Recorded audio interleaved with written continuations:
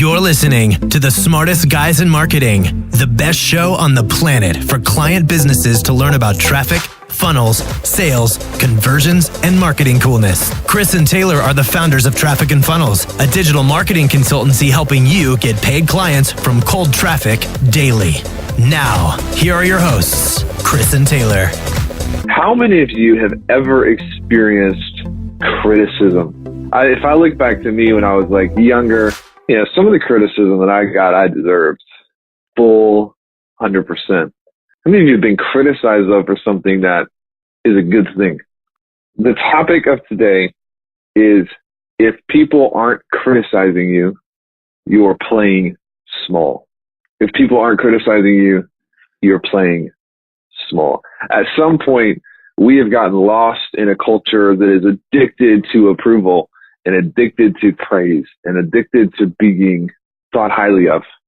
And all those things are great. And I'll be honest with you, there's nothing like recognition. There's nothing like recognition for a job well done. But this is something that I've had to work really hard to overcome in my career, in my personal life. And it's the idea of playing all out. What's the difference between playing all out and playing small? What's the difference? Picture you've got one person who literally they are so consumed with their vision and their mission and where they're headed, their trajectory, that they do not care what people think about them. To me, that's the definition for me of playing all out, is being able to go consistently and disregard the opinions of sheep around them. But when somebody's playing small, it's when they are usually worried about, I don't want to offend this person. I don't want to make this person mad. I don't want to come across like a jerk to this person. And I want this person to notice how awesome I am. I want this person. Most of the times, the people who play small and they fail in business do it because they are afraid of the critic and addicted to approval. Professionals understand that criticism is a natural indicator for you on where you're playing ball. I remember when I started out and we lived in Memphis, and I had all these friends that were, at a certain level in their life. And I started making decisions. In fact, I was just walking one of our employees through this today who's having a hard time with his environment, his relationships. And he's being criticized for something that is the right thing. But it's making the people around him feel very uncomfortable. And I remember when I started waking up earlier and I started posting on social media about things that I was learning. There were people who were friends who had, quote, talks with me and would sit me down and be like, I just want to have a talk with you about kind of how you're making people feel. Legit, the real deal. And I don't know if this has happened to you guys. In fact, most of you may have already be beyond, you're beyond this point in your life. But it's amazing how many people come into CK and they come into this new environment and they're refreshed and encouraged and filled with hope. But their number one fear is, well, how will my friends take it when I post on social media and do organic? How will my family take it, when I start posting about how making X amount of money is not acceptable? In fact, just the other day, there's a good friend that I have who was like, hey man, would it offend you if I unfollow you on Instagram? I was like, no, not at all. Because I'm posting about cars and I'm posting about money and I'm starting to post about things that I feel like are going to help people. And you got to get to a place where you accept and welcome criticism and it doesn't actually affect the way you view yourself. Does that make sense? Until you learn how to get over the opinions of the people on the sidelines, you'll never be able to play the game at the level that you desire. It's really easy for someone to sit on the sidelines and critique you, but they're not in the game. It's really easy for a friend to say, man, I really think that you should not talk this way on social media. And then you go to look at their profile and they're not helping anybody. They're not posting anything, right? Anytime you step up and you say, hey, I'm capable of more, my potential is bigger than this, you are going to offend all of the people around you who are settling. Because all of a sudden they're going to have to reckon with their own lives and why they're not where they want to be and answer the question for themselves. Well, if you deserve to have that, why don't I have that? Just saying. It's going to happen for the rest of your life. The rest of your life. Professional performers rarely criticize other people. They're too busy working and practicing, mastering their own business to get wrapped up in other people's businesses. Haven't you ever noticed that the people at the top who tend to have the most wealth and they're doing the most for the world, they're not busy gossiping and criticizing about what other people are doing. Most of the time, they have to be approached and asked their opinion. I would think that that's one of the biggest morals of the story is when you talk about business, most of the things that we teach in business they come down to this law of the mirror. Have you guys ever heard me talk about the law of the mirror? The law of the mirror basically states that however you project out onto the world is typically what's going to reflect back into your own life. And so the law of the mirror is like, if you want good clients, the best way to be able to take on good clients is for you to be a good client. Because it's like standing in front of a mirror. How you behave is going to elicit behavior coming back to you in reverse. That's the law of the mirror.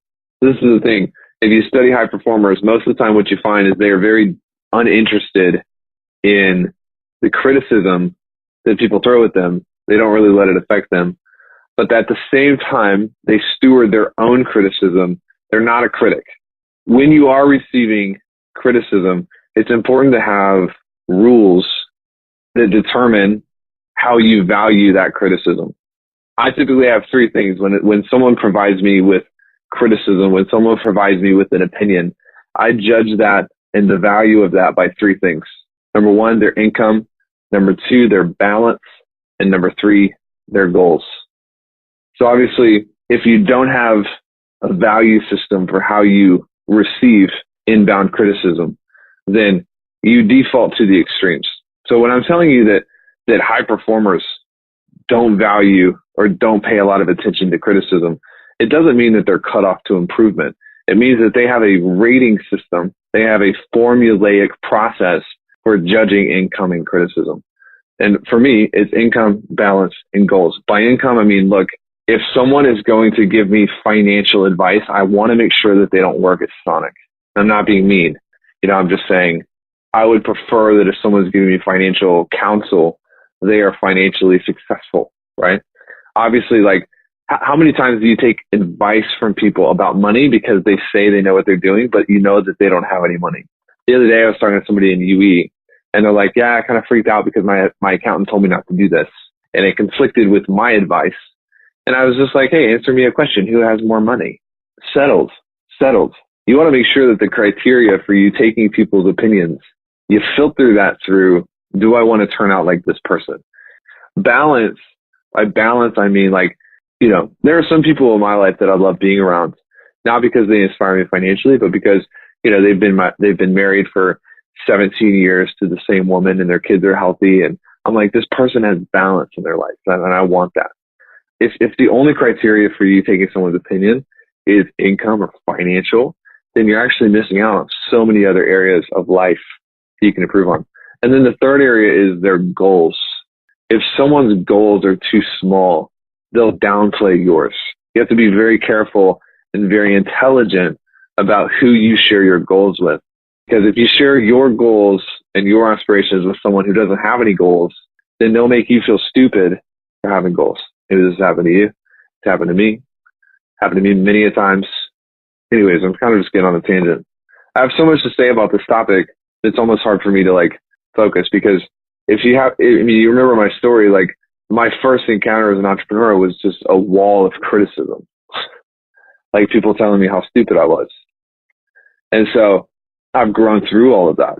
And the biggest thing I feel like people do today is they take this advice and they take the criticism personally rather than using criticism as an indicator that you're doing the right thing. If nobody's pissed off at you, you're not important. I hope you know that. If nobody's talking bad about you behind your back, then you're probably not doing anything. Just saying. John Wooden said, you can't let praise or criticism get to you. It's a weakness to get caught up in either one. Here's a quote. The fastest way to differentiate an amateur from a pro is to observe how they respond to criticism. Amateurs are shocked when they are criticized, and many are emotionally wounded. How many of you have been at some point in your life in the past shocked when you've been criticized? I have 100%. That first time I posted in that group, I was shocked that people criticized me. I wasn't used to it. I hadn't ever received criticism that way before. Now I'm not. I expect it. It's like, yeah, whatever. Of course you're going to criticize me because I'm easy for you to see. I'm at the top of the mountain. There's one big person at the top and everybody wants to throw rocks at them. It's a good thing when you start receiving criticism from the people closest to you. It means you're onto something. Don't let it get to you. Professional performers expect criticism as part of being a champion. They're rarely rattled by it. The mentally tough, check this out. This is about to get offensive. This is my jam. The mentally tough expect little from their amateur thinking counterparts. And when they're criticized, they often sum it up as amateurs slinging mud. All the same, professional performers rarely criticize other people. They're way too busy doing their own work to get wrapped up in other people's business. Here's the line you want to write down. Take to the bank. Professional performers are not surprised by criticism from average people. Step number one. Is the criticism I'm receiving from someone who's average or someone who's exceptional? I'll tell you what, I will always slow down to create space for criticism from a professional, from someone who's exceptional, someone who knows what they're doing. You cannot slow down for criticism from an average person. Is the criticism I'm receiving from someone who is average or exceptional? Step number two, you got to ask yourself when you receive criticism, is the person giving me this criticism, do they have something in their life that I admire or desire? There's nothing against anybody. To each man their own. Everybody has their own gifts and goals and abilities and visions for their life. But at a certain point, we receive criticism and we receive advice and we receive opinions from people who they don't have anything that we desire or admire. Number three, the question you got to ask is, can I grow from this regardless of the person giving me criticism? Can I grow from this regardless of the person giving me criticism? When you ask yourself this question, you're figuratively grabbing the baton of responsibility and pulling it back to yourself. And you guys may remember, a few of you might be still in here. This is almost, I think it was like 6 months ago, 8 months ago, where someone got into one of our Facebook groups. They started blasting us about a sales call. They were giving us a lot of criticism. They were saying a lot of things that were just rude and hateful. And to be honest, this is a process that I went through. And when I asked that question, can I grow from this regardless of who's giving me this feedback? The answer was absolutely. Here are things that you can change. Here are ways that you can improve. And just because I'm telling you guys that, hey, don't expect much from the criticism of average people, it doesn't mean that you can't learn something from the criticism of average people. Does that make sense? Whether you should let it affect you personally is a different story. The great ones see conflict not as a threat, but as an opportunity to gain a three-dimensional perspective on a problem.